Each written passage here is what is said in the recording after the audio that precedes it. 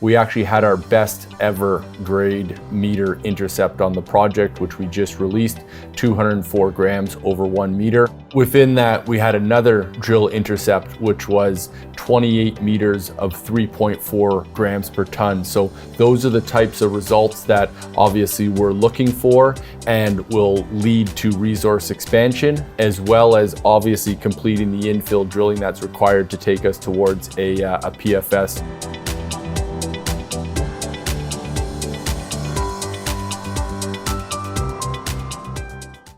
Welcome to those tuning in to the Assay TV, where we've managed to catch Luke, a very busy man over the next 2 days, for a minute. He's the President, CEO and Director of Newcore Gold. Welcome. Yeah, thank you very much for having me. It's great to be here. So we are quite familiar with the Enchi Gold project by now, and you've recently commenced a 10,000 meter drill program. Can you tell us a bit about that, some of the highlights there? Yeah, so we're about a third of the way into the 10,000 meter drill program. The program's focused on both infill drilling as well as resource expansion. We've had some extremely positive results thus far, so it's accomplished our goal of, of proving up the resource in between sections, but then with a number of holes, we actually push those beyond the pits that currently constrain our existing resource and have had some very good results. We actually had our best ever grade meter intercept on the project, which we just released, 204 grams over 1 meter. Within that, we had another drill intercept, which was 28 meters of 3.4 grams per ton. So those are the types of results that obviously we're looking for and will lead to resource expansion, as well as obviously completing the infill drilling that's required to take us towards a PFS. So we're extremely pleased with the results that we've had thus far, and we're only, again, about a third of the way into that 10,000 meter drill program. So we will have lots of additional drill results to come out over the coming months.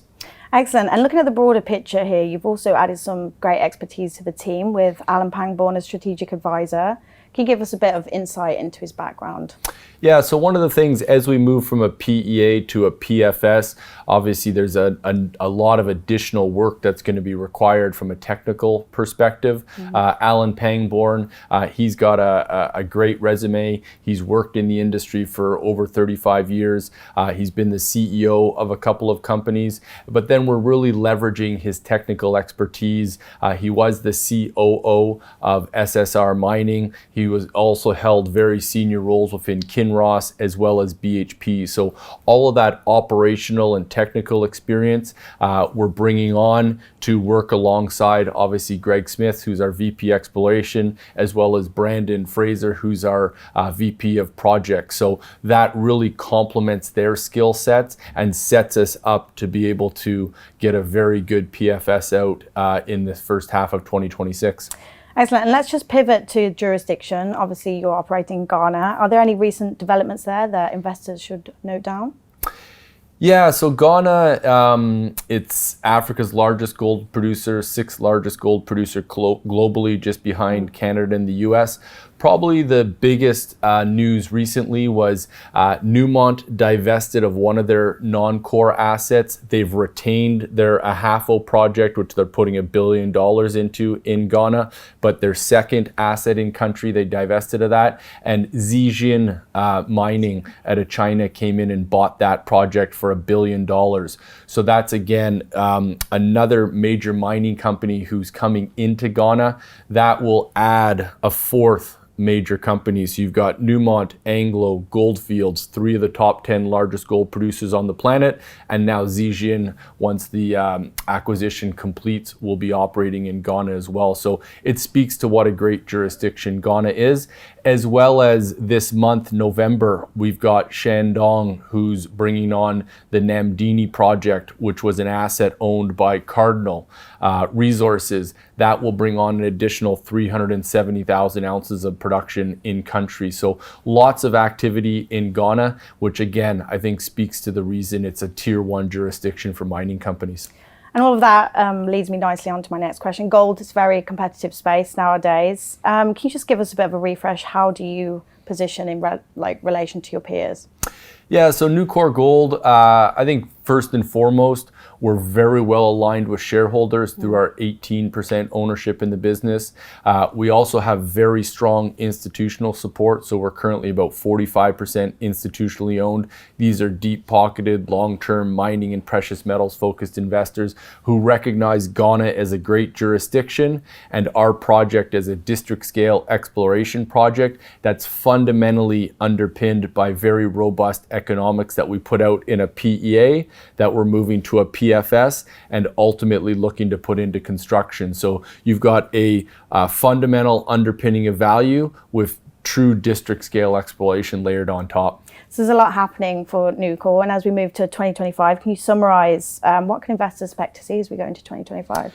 So we're working on this 10,000 meter drill program. As I mentioned, we're only about a third of the way into that. So we'll have lots of drill results coming out over the next number of months. We're also doing a lot of additional de-risking work from a metallurgical perspective, hydrological work, geotech work. These are all things that may not be quite as exciting from a news flow perspective, but they're crucial elements to taking the project towards that PFS and ultimately looking to put it into production. So all of that will be news flow over the next 6 to 12 months. Excellent. We've caught you here at 121 Mining Investment London. What are you hoping to achieve from attending our show? Yeah, so we find the conference a good opportunity to meet with a number of investors, investment banks, and other corporates,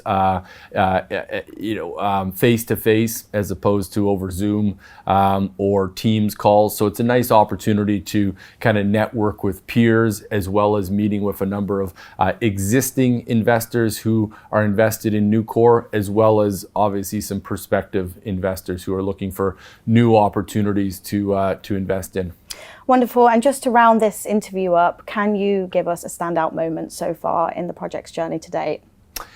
Yeah, so I mean, over the last 4 years since I joined the company, we've drilled 95,000 meters. We've put out a couple of PEAs. The thing that stands out for me is the fact that we've got a very buildable, low capex project that has true district scale exploration upside. If we look at some of these drill results that we just put out, within this last set of drill results, we had the highest grade intercept ever on the project, 204 grams. Within that same set of drill results, we've got a section that's 37 grams over 2 meters. So one of the things that really stands out and is exciting is that district scale exploration. When you look at the drilling that we've done thus far, the pits that constrain our resource are only down to about 75 meters. So that big exploration upside is one of the standouts for me. Excellent. Well, I won't keep you any longer. Thank you for catching in with us and hope to see you again soon. Yeah, thank you very much.